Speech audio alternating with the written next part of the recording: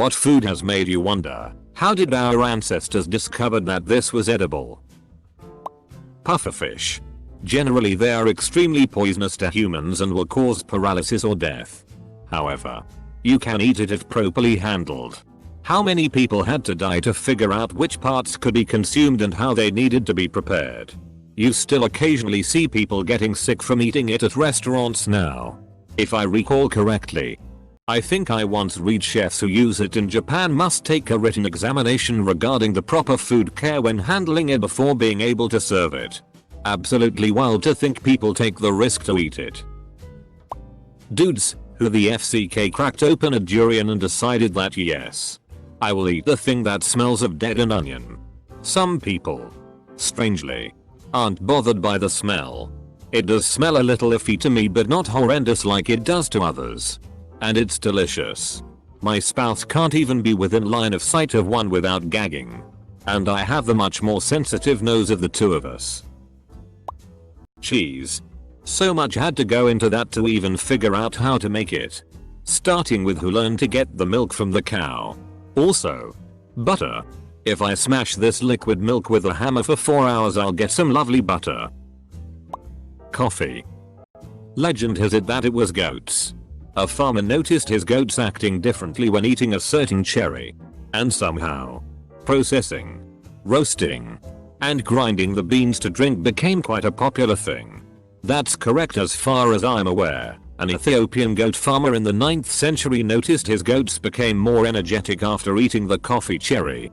I'm not sure if he was the one that then took the beans, roasted them and brewed them. But Caldy, the goat farmer, is often attributed with the discovery of the elixir of life. Fucking cashews, man. The process is so complicated. They grow on the underside of a fruit. Like a single testicle a lump of cancer on the end. Once you take the nut off, you have to fry it past 190 degrees Celsius to process the shells. Because inside those shells is not only the cashew, but an extremely caustic acid that will burn you if not cooked out. Who the FCK wanted to eat the cancer lump that bad? I am originally from Nicaragua, and I ate the fruit portion of it as a kid. We call it marion. It's really sweet when ripe, but has an almost spicy hot aftertaste to it. But what's crazy is I never knew the nut portion was cashews, which I encountered for the first time in the US. Took me years to put 2 plus 2 together, they were one and the same. Capital D. Not exactly a common food, but was watching an episode of one of those survival shows that were popular several years ago. The guy was trying to survive in the South American rainforests and came across a kind of frond eaten by the locals. The part that caught me off guard was that he explained the frond couldn't be eaten raw. Trying to eat it uncooked would cause horrible digestive problems, namely diarrhea and cramps. It would be unpleasant but survivable. So the guy boils the frond and explains that it's still inedible. In order to safely eat this frond you had to boil it once, toss the water out, and then boil it a second time before eating it. Some dude a long time ago had to trial and error his way through this. What Mothurfka was like, yes, this made me violently shitty myself the last 2 times I tried it. But maybe this time will be different. Double quote. Soy sauce. It's a bunch of rotten soybean juice with salt in it. Who TF thought that was a good idea to try? That's actually really obvious. Salt was used to preserve food, but that only goes so far. So someone had some rotten soybeans and couldn't afford to waste them, so he tried eating it and discovered it was still pretty good. I bet a lot of them were discovered through watching animals eat them first. Oysters. That motherfucker was hungry. Mushrooms. So many are poisonous, but someone kept trying HTHM. I'm just imagining this one guy trying all the mushrooms and being brought back from the brink of death every time. Bread. The work involved in that with the gathering yeast and milling of flour, mixing and kneading, plus the rising and baking, etc. Seems that'd be a lot of room for error and a potential waste of food they likely didn't have allowances for. I'm glad they figured it out though. But the risk was great. Bread started off flatbreads, and are pretty universal to all humans based on the grains available in their area. And then I bet a random yeast infection lived and bred for the first time. I honestly would never dream of eating a potato if I didn't know what it was. Dirt tumor. Fucking popcorn. This bothers me daily. When it happened, did whoever accidentally make it freak the FCK out? Like, what the shit is going on? Bang bang bang. Also, what else did that person try to overcook to see if it exploded? Let's cook this cucumber to see if I end up with more clouds that taste great with salt. Seriously. A lot of thought has gone into this one. Rice Krispies are made much the same way, though you need to provide steam and pressure as well as heat. I saw a TV show where a guy made them in a cement mixer. Close bracket. Eggs. Who thought it would be a good to eat the round brown thing that just fell out of a chicken's ass? Eggs were probably discovered early on when humans were still somewhat instinctual. Many animals will eat eggs of other animal. So in caveman times you can infer that we tried eggs for the same reasons as, say, snakes or monkeys eat eggs. Pineapple. On the outside they look quite intimidating, but they smell so good when they are ripe. Even before you cut them open. I think someone would have just gotten a good whiff and decided to cut it open and see what was inside. I wonder if any new food will be discovered in my lifetime like this. Breaking news. Pork ate the best food in 1000 years. If you age a pig's stomach acid for 6 months then add rotting wood, you get Pokeade. This new drink has almost 3 times the protein as steak and is great for the digestive and immune system. Buy now in stores near you. I salute our ancestors every time I eat crab or lobster. If I saw some bug-looking creepy thing crawl out of the ocean, my first thought would not be bet it's full of tasty stuff. Considering lobster was the crap they caught accidentally and ended up feeding to prisoners because it was so cheap, to the point where there was a limit of how often you could give prisoners lobster. It only turned out once we paired them with French sauces that they were any good. Caviar and foie gras. Let's get this fish out and give it a squeeze. What are these little things? Let me put it in my mouth to figure it out. The foie gras. That arsehole must have been a sick sob. Let me get this goose. Nail it down. Shove a tub in its mouth. Force feed it. Then harvest its fatty liver and boom. We have foie gras. It's not uncommon to catch fish with roe inside when fishing. So people would have been used to eating fish eggs as a natural part of catching fish. From there it's just a process of refinement to see which fish have the best eggs and the best way to treat them to make them the most tasty. Honestly, almonds. In the wild, they are absolutely filled with cyanide. Like as in a few handfuls could do the trick. It took some very deliberate experimentation to see how many you could eat without dying. Then again for each generation of selectively bred trees. To make them what they are today. Like, how in the world were people so determined to eat a nut that isn't all that tasty that they'd be willing to go through all that? Almonds aren't true nuts. Fruits grow around them kinda like cherries. People eat the fruits, though not as much anymore. To get an almond that you eat you let the fruit around it overripe, kinda like cashews. The trees also grow super fast, smell good and attract songbirds. There's a dish in Norway that's basically dried cod soaked in lye for a few days and then you rinse it off and cook it. It must have been hard times for the first guy who tried that one. Saffron. A few years back we had a squirrel going through the crocuses gobbling down all the stamens. I can imagine someone in days of yore watching that sight and wondering what Mr. Squirrel was so excited about. For me, smoking is bigger misery than any food. For everyone first time it's disgusting. Only after a time one starts liking it. So how first human inhaled smoke, and though hey, I should do that more often. Cough fries. Akabal testicles. Watmfa looked at those and said, yum. Question mark?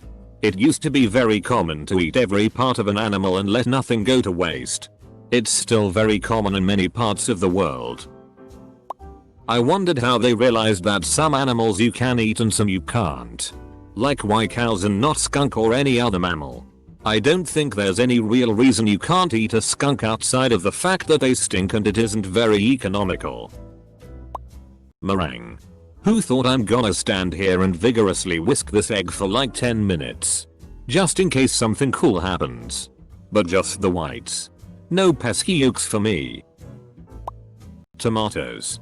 They belong to the nightshade family, which is poisonous, and have been grafted enough generations to become commonplace globally. One of the things I find quite incredible is how quickly the New World fruits vegetables became part of the culinary history of so many cultures.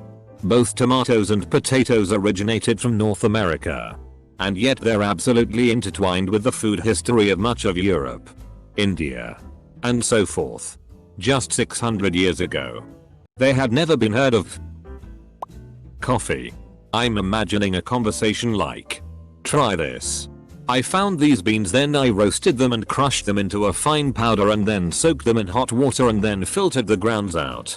This tastes absolutely terrible. Yes, but once you get used to it, it makes you a little less sleepy. Rhubarb. Someone must have been really hungry. Also, mushrooms. I wonder how many ancestors died or tripped out before finding the innocuous, edible ones. Could you imagine you're hungry? You see a patch of mushrooms. You eat them, then start tripping balls with no reference for what's happening? Blue cheese. That moldy cow milk smells effing terrible. Bro. I dare you to eat it. Double quote. Joke's on you, my uncultured friend. I find this mold delicious on top of undercooked cow meat. Double quote. Fugu. The most poisonous fish in the world people eat. It takes a chef 11 years to train to prepare it. The amount of people who died eating it before the correct way to prepare it was found must have been hundreds. I really wish I could interview the 10th guy who tried to prepare fugu. The one who actually succeeded. What was going through his mind? Whoa. This beverage you just invented is both fizzy and intoxicating. What do you call it? Double quote. Beer.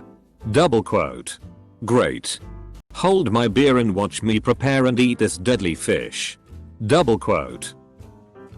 I don't think this was ever a thing for Homo sapiens. We evolved from other hominids and they would have likely already figured out what was edible by the time we came along for most things anyway. As H. sapiens spread, I imagine just watching what other mammals ate would have been a big clue. And failing that, hunger will drive you to try things that you might have been wary of. There is a Brazilian dish called manioba that takes 7 days to get cooked. If you eat earlier, you can end up dying from poisoning. Kimchi. I think the traditional method involved packing cabbage into pots with oysters, sealing them, burying them, and urinating on them and letting them sit. Worcestershire sauce. That one was an accident. 2 chemists were making an experimental sauce and forgot about it for 2 years. They're very brave for trying it after it was long forgotten.